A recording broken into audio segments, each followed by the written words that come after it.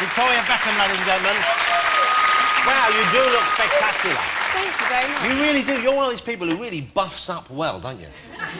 You've never seen me in the morning, if that's what you're insinuating. No, I'm not. Do you look rough in the morning? Yeah, very rough. Everyone looks a bit rough in the morning. Yeah. Christmas is coming. Are you excited? Is your husband excited? Are the children excited? We're really excited, because we're going to be at home for Christmas this time in London. So home is here. You still think of here as home, of course? Yeah, I mean, this is where our family, you know, this is where our family and our friends live. So yeah, I mean, it's great in Spain. It's very sociable. But, you know, it's always nice to come home and catch up with people. And here, you know, you're going to get your traditional English Christmas dinner. Yeah. As opposed to over there, I believe they burn a donkey or something, don't they? I don't know what the Spanish do. God bless them. Good luck to them. So who cooks at home for you? Who do you have? You presumably have some people in there decorating the house, stuff like that. I wouldn't have thought you do much of that. No, we do all that kind of thing, and, you know, our family. And at Christmas time, it's really nice, because we've got a really large family, myself and David, so everybody mucks in and... And you have two children now, don't you? Mm-hmm. OK, there's Romeo and there's Brooklyn. Yeah. Brooklyn's the oldest one, isn't he? Yeah. And how old is Romeo now? 18 months. Yeah, you have all their presents sorted?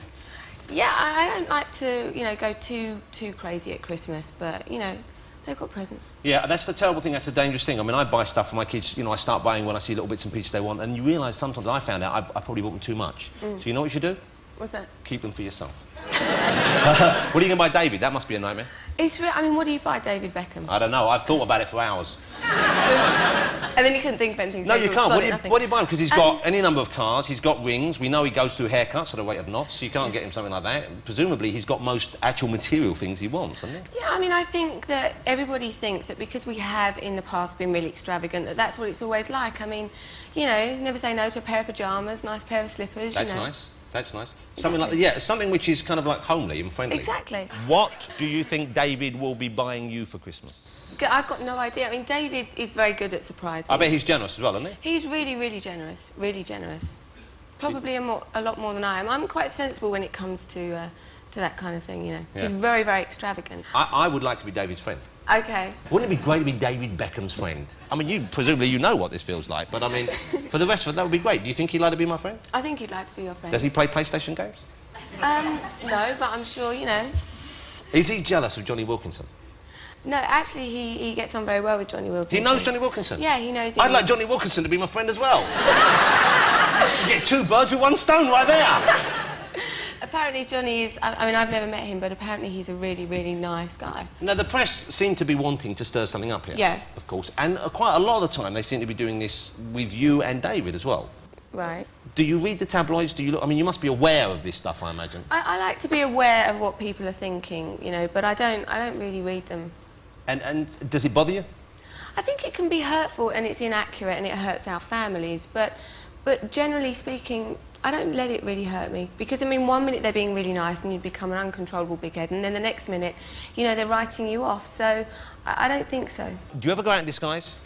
No, I've never gone out in disguise. Would you like a beard? I have a spare one here. Well... And a pipe. Do you want the pipe? I'm all right, thank you. Are you sure? I'm sure. Come on. It just looks so good on you. Right, go on, have a puff on the pipe. Because I think a woman with a pipe is quite sexy. What do you want me to do with it? What's in it? Have a puff and then go, Old Holborn. Wow! That's nice. What was it? This is going on eBay later on, ladies and gentlemen. Victoria's got a new single out, and I want to talk to you about this part of your career, what you do in music and that kind of stuff, and the way people talk about you in just a second. But you're working with some new guy who even I've heard of. Damon Dash, I've heard of him. I don't know why, but I'd heard his name. What does he do? Where is he from? He's from New York, and he's the CEO of Rockefeller Record Company and Rockaware, and he's got a film company. So this is a big company? Yeah. Okay. How come these guys who have all these companies, they look so scruffy, don't they? It's kind of the hip-hop fashion, That's Jonathan, what it is, you know. Brand new trainers, wear them once, throw them out, you know. Is that what they do? Yeah, terrible waste. And so now what happens here? You go to him and say, I want to work with you, or he comes to you, or the record company fixes this up? How does that happen? No, I went to America and I was modelling for his clothing line. I did the campaign with Naomi Campbell. Yeah. And he just said, you know, you still doing music? And I said, yeah. So he got me into the studio. And it's a completely different world, you know, that they live in. I mean, it's hardcore hip-hop. And I just found it completely fascinating. You know, he took me into the studio, which was an absolute shithole, for want of a better word, in the middle of Times Square. And it was really rough, and it was a complete experience for me. It was really strange. Were they, presumably they knew of you mainly from the Spice Girls, did they? Yeah, and I mean, these guys, you know, I mean, they're very successful in their own right, but, you know, they're impressed. You know, the Spice Girls obviously sold a lot of records. And Damon is a very clever businessman, and he liked the idea of where my music was coming from and where his music was coming from, and the mixture of the two. But you're saying your music, so this is something that you do, it's more from you, it's more personal than that? Yeah, I mean, I think that, you know, when I left the Spice Girls, I was told by record companies, you know, what was expected of me. And this time round, you know, when I met up with Damon, I don't have to do this anymore. You know, it's not going to make me any more famous. It's not going to make me any more money. I just enjoy it. I enjoy music, and I wanted to do what I want to do, and that's what I've done with these records. You know, this is music that I like. Now, the single's got a double A side on it. It is. Okay, now, is that because you can't make up your mind, or because you want to... I mean, I like both songs, and there'd been so much speculation in the paper. What was I going to do? I mean, am I going to rap? Am I going to do R&B? Am I going to do pop? So I just wanted to see what everybody wanted and what everybody liked. And this is, let's have a look, this is you, this is my favourite of the two, it's you attacking some things with a coat hanger. This was from the film Mummy Dearest. Yeah. Just in case you thought I was just like a freak. No, I thought maybe, well, you see, I thought maybe David had come home late and drunk or something. Let's have a look. This is for Victoria's Secret. It is. You know, that must be, I would have thought, a lot of fun to make. Yeah, it was, and I think, like I said, this is about enjoying myself this time and doing what I want to do. I'm going to ask you something here now. Why don't you give up singing? No, hold on. I didn't mean that to sound as rude as you did. Do you know what I mean? No, I know exactly what you mean.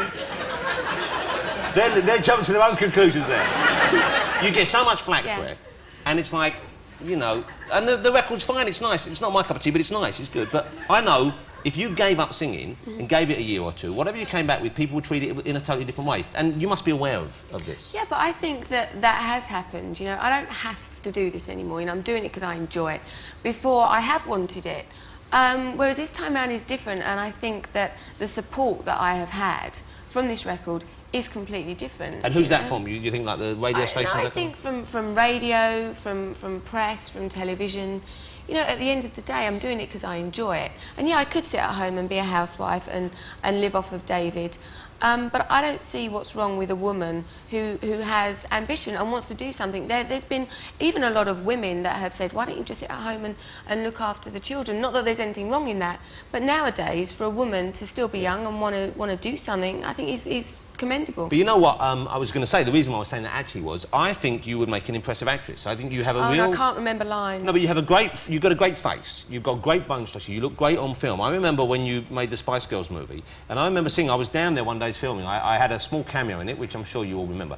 And you were driving a bus in that scene. I remember seeing you, and I remember saying something, I don't know if you remember this. You were driving past, and I thought, wow, she looks like a movie star. You do look like a movie star. I know that isn't all you need, but if you went and studied acting for a couple of years, and you've obviously got confidence, that could be, you know, I would have thought, a really fulfilling and, you know, a nice way of spending your time, because you do get knocked for your music all the time, and you've got a nice enough voice, but it's not one of those voices like a Beyonce where people go, wow, is it? And it's never going to be. No, I agree, but I think that nowadays there's lots of artists that it's more than just about the voice, you know, it's about the whole thing. You can produce around it, And it's about not even producing around it, you know, at the end of the day there's lots of fantastic backing singers that are never going to be stars. And why is that? There's just something that's not there, and I didn't want to be vain about it. I just wanted to have fun and enjoy myself, and I sometimes look at music videos and I want to see people what they're really like. That's what I'm really like. Everyone thinks I'm a miserable cow. Well, I don't think you do. You know what I mean? It's true. I kind of, you know, I admire you both to an extent, because I think I realise you really go through a lot, and it must be really tough to keep it together with all that going on, you know. And it's like, and also you are dating, without doubt, one of the most attractive men. No, I'm not dating him. We got married. Well, okay, I like to think there's still a bit of romance there, you know. But you're married to one of the most attractive, handsome, famous men in the world, and, you know, it's all there for him. And he's going out with someone who's out working in New York, and you're unattractive, you're a beautiful woman, you've got, you know, fame as well.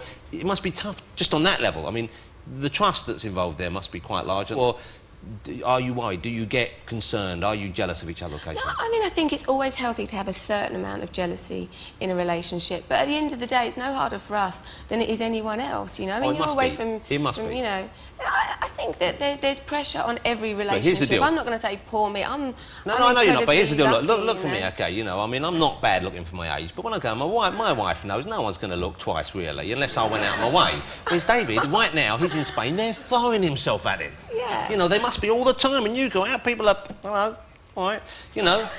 I'm sure you get more than a few offers, don't you?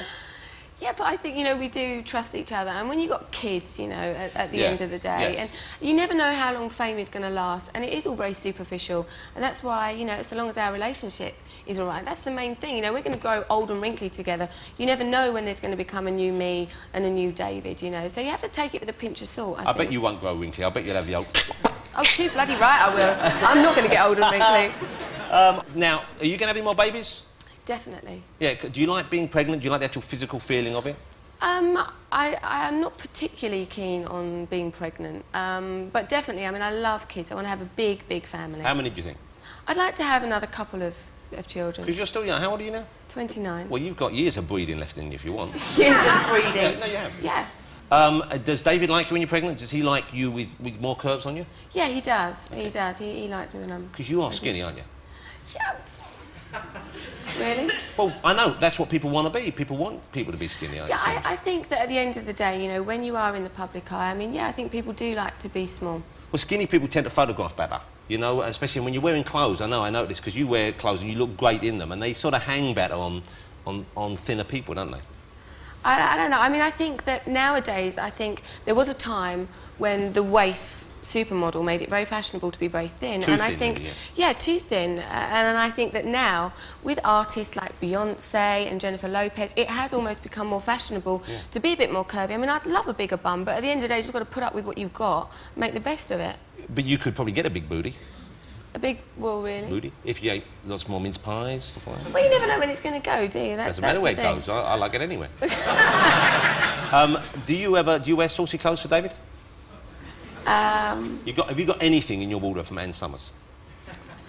No, not Ann Summers. So you're more upmarking that. Yeah, There's nothing wrong with Ann Summers. They do a very nice wench's blouse. A couple of people laughed knowingly there. I tell you, that was a treat. I came home one night, the wife was wearing that. Boom, lock the door, children, look after yourselves. But you know what I'm saying. I know what you're saying. Now, no, let's talk about this before we let you go. I don't know much about football. Okay. I can see your husband is a great player. I've seen the way he kicks the ball. It's very impressive. Alex Ferguson, he strikes me as a nasty piece of work. Would I be right? Do you know, it really is true. He's never said anything more than hello to me in all the years I knew him. That's kind of just... That's rude, if nothing else. I think at the end of the day, you know, that's his personality. He's great at what he does. He's been very successful, so... I don't know, it's hard to criticise someone that's had that much success. What happened with the boot thing? When he threw the boot, he knocked the boot? I don't know. I think he kicked it. He kicked the boot? I'm not sure. Did he kick it deliberately at David? I don't know. I mean, I wasn't there. And What did David say? You know, David was... I think it was hard for David. David's very, very professional, and I know, he has to be guarded about what he says, but... David didn't want to do his dirty laundry in public, you know. He kept his head down, he played good football, and didn't want to talk too much about it. Well, that's probably the best way to be. The Spice Girls. Yeah. You all got together again recently, didn't you? And some of you don't get on, is that right? I think that we all get on, but, you know, for so long we were so close. And in every interview, yeah, we're best friends and we're this and we're that, you know, because we were together all the time. I mean, when you're a million miles away in Japan, you know, you're gonna get on with anyone, aren't you, really? But you're quite diplomatic. Yeah, I try really hard. Emma Bunton seems to be quite diplomatic. Yeah. Okay, and Mel C, she's off in her own world doing press-ups. Jerry and Mel B, I've met them both. They've both got a mouth on them. Really? They're quite opinionated folk, aren't they? I imagine that's where the friction lies, does it not?